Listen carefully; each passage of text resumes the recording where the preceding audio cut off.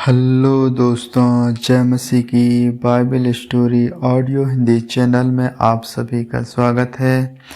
आज हम पवित्र शास्त्र बाइबल की एक नए ऑडियो स्टोरी से जानेंगे 7वां वर्ष विश्राम के वर्ष के बारे में। हालेलुया।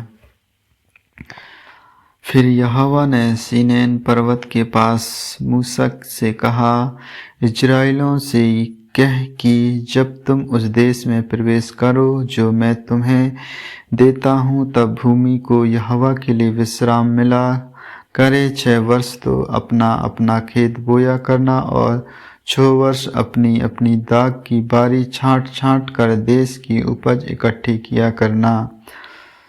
परंतु 7वें वर्ष भूमि को यहोवा के लिए परम विश्राम काल मिला करे। उसमें ना तो अपना खेत बोना और ना अपनी दाख की बारी छाटना। जो कुछ काटे हुए खेत में अपने आप उसे उगे उसे ना काटना, और अपनी बिना छाटी हुई दाखलता की दाखों को ना तोड़ना, क्योंकि वह भूमि के लिए परम विश्राम का वर्ष होगा। भूमि के विश्राम काल ही की उपज से तुमको और तुम्हारे दास दासी को और तुम्हारे साथ रहने वाले मजदूरों और परदेशियों को भी भोजन मिलेगा, और तुम्हारे पशुओं और देश के जितने जीव जंतु हैं उनका भी भोजन भूमि की सब उपज से होगी। आमीन। जुबली वर्ष 7 विश्राम वर्ष अर्थात 7 गुना 7 वर्ष गिन लेना। 7वां विश्राम वर्षों का यह समय 49 वर्ष होगा। तब 7वें महीने के 10वें दिन को अर्थात प्रायश्चित के दिन जय जयकार के महाशब्द का नरसिंगा अपने सारे देश में सब कहीं पुकवाना, और उस 50वें वर्ष को पवित्र मानना और देश के सारे निवासियों के लिए छुटकारे का प्रचार करना। वह वर्ष तुम्हारे यहाँ जुबली कहलाएगा। उसमें तुम अपनी अपनी निज भूमि और अपने अपने घराने में लौटने पाओगे। तुम्हारे यहाँ वह 50वां वर्ष जुबली का वर्ष कहलाए। उसमें तुम ना बोना और जो अपने आप उगे उसे भी ना काटना, और ना बिन छाटी हुई दाखलता की दाखों को तोड़ना, क्योंकि वह जो जुबली का वर्ष होगा वह तुम्हारे लिए पवित्र होगा। तुम उसकी उपज खेत ही में से ले के खाना। इस जुबली के वर्ष में तुम अपनी अपनी निज भूमि को लौटने पाओगे, और यदि तुम अपने भाई बंधु के हाथ कुछ बेचो या अपने भाई बंधु से कुछ मोल लो, तो तुम एक दूसरे पर अंधेर ना करना। जुबली के बाद जितने वर्ष बीते हो उनकी गिनती के अनुसार दाम ठहरा के एक दूसरे से मोल लेना, और शेष वर्ष की उपज के अनुसार वह तेरे हाथ बेचे। जितने वर्ष और रहे उतने ही दाम बढ़ाना, और जितने वर्ष कम रहे उतने ही दाम घटाना, क्योंकि वर्ष और की उपज की संख्या जितनी हो उतनी ही वह तेरे हाथ बेचेगा। तुम अपने अपने भाई बंधु पर अंधेर ना करना, अपने परमेश्वर का भय मानना। मैं तुम्हारा परमेश्वर यहोवा हूँ। आमीन। 7वें वर्ष की समस्या। इसलिए तुम मेरी विधियों को मानना और मेरे नियमों पर समझ बूझ कर चलना, क्योंकि ऐसा करने से तुम उस देश में निडर बसे रहोगे। भूमि अपनी उपज उपजाया करेगी और तुम भेंट भर खाया करोगे और उस देश में निडर बसे रहोगे।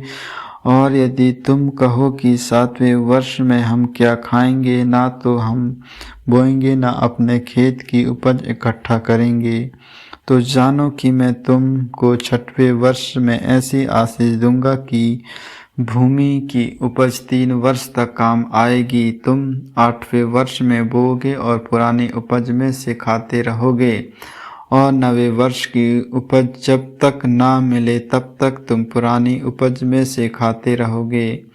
आमीन। भूसपत्ती छाँटने की विधि।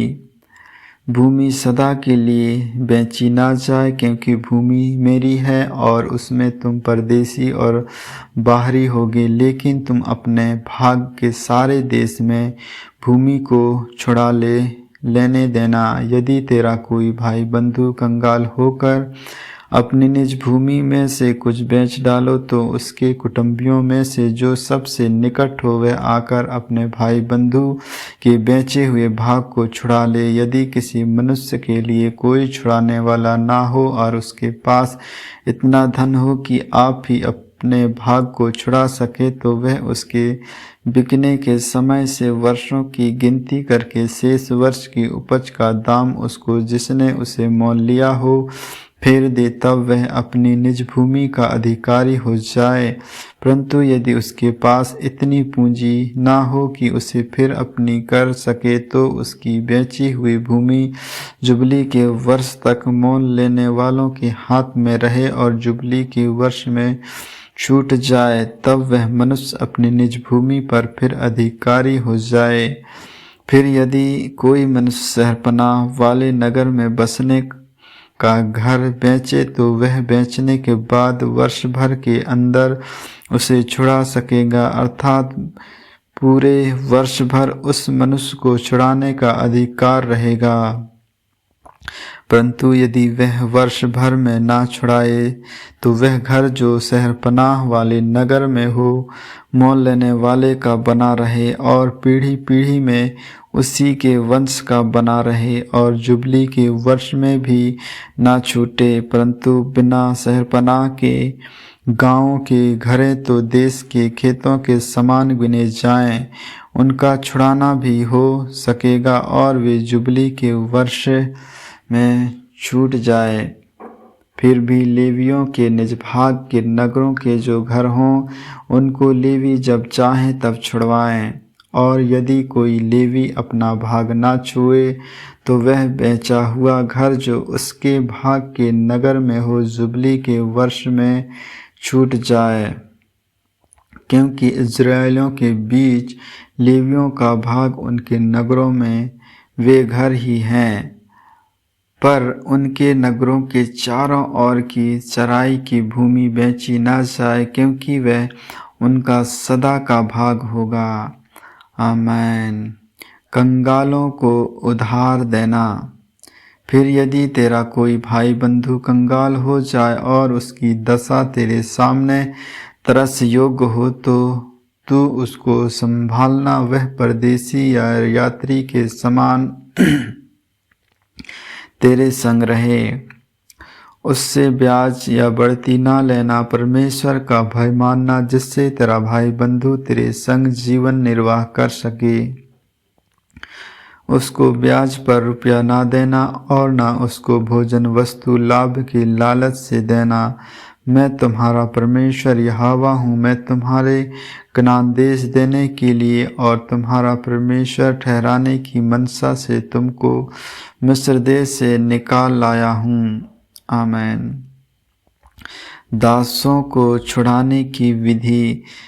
फिर यदि तेरा कोई भाई बंधु तेरे सामने कंगाल होकर अपने आप को तेरे हाथ बेच डाले, तो उससे दास के समान सेवा न करवाना।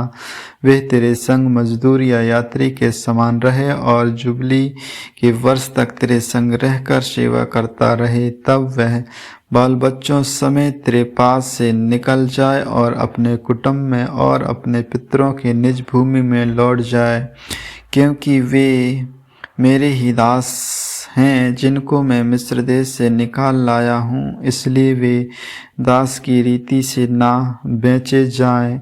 उस पर कठोरता से अधिकार ना करना। अपने परमेश्वर का भय मानते रहना। और तेरे जो दास दासियां हों, वे तुम्हारे चारों ओर की जातियों में से हों, और दास और दासियां उन्हीं में से मोल लेना, जो यात्री लोग तुम्हारे बीच में परदेसी होकर रहेंगे, उनमें से और उनको घरों में से भी जो तुम्हारे आसपास हों और जो तुम्हारे देश में उत्पन्न हुए हों, उनमें से तुम दास और दासी मोल लो और वे तुम्हारा भाग ठहरे।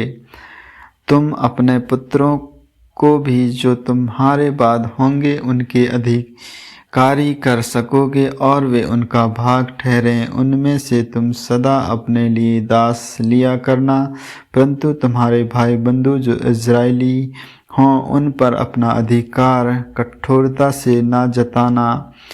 फिर यदि तेरे सामने कोई परदेशी या यात्री धनी हो जाए और उनके सामने तेरा भाई कंगाल होकर अपने आप को तेरे सामने उस परदेशी यात्री या उसके वंश के हाथ बेच डाले, तो उसके बिक जाने के बाद वह फिर छुड़ाया जा सकता है। उसके भाइयों में से कोई उसको छुड़ा सकता है, या उसका चाचा या चचेरा भाई तथा उसके कुल का कोई भी निकट कुटुंबी उसको छुड़ा सकता है। या यदि वह धनी हो जाए तो वह आप ही अपने को छुड़ा सकता है। वे अपने मोल लेने वाले के साथ अपने बिकने के वर्ष से जुबली के वर्ष तक हिसाब करे और उसके बिकने का दाम वर्षों की गिनती के अनुसार हो, अर्थात वह दाम मजदूर के दिवसों के समान उसके साथ होगा। यदि जुबली के वर्ष के बहुत वर्ष रह जाए तो जितने रुपयों से वह मोल लिया गया हो उनमें से वह अपने छुड़ाने का दाम उतने वर्ष के अनुसार फेर दे। यदि जुबली के वर्ष के थोड़े वर्ष रह गए हों तो भी वह अपने स्वामी के साथ हिसाब करके अपने छुड़ाने का दाम उतने ही वर्ष के अनुसार फेर दे। वह अपने स्वामी के संग उस मजदूर के समान रहे जिसकी वार्षिक मजदूरी ठहराई जाती हो, और उसका स्वामी उस पर तेरे सामने कठोरता से अधिकार ना जताने पाए। और यदि वह इन रीतियों से छुड़ाया ना जाए तो वह जुबली के वर्ष में अपने बाल बच्चों समेत छूट जाए, क्योंकि इज़राइली मेरे ही दास हैं, वे मिस्र देश से मेरे ही निकाले हुए दास हैं। मैं तुम्हारा परमेश्वर यहोवा हूँ। आमीन आमीन। परमेश्वर इन वचनों को सुनने के द्वारा आप सबों को आशीष दे। और भी आगे ऑडियो स्टोरी सुनने के लिए Bible stories audio Hindi channel को लाइक, सब्सक्राइब और बेल आइकन को दबाएं। सभी प्रिय भाई बहनों को जय मसीह की।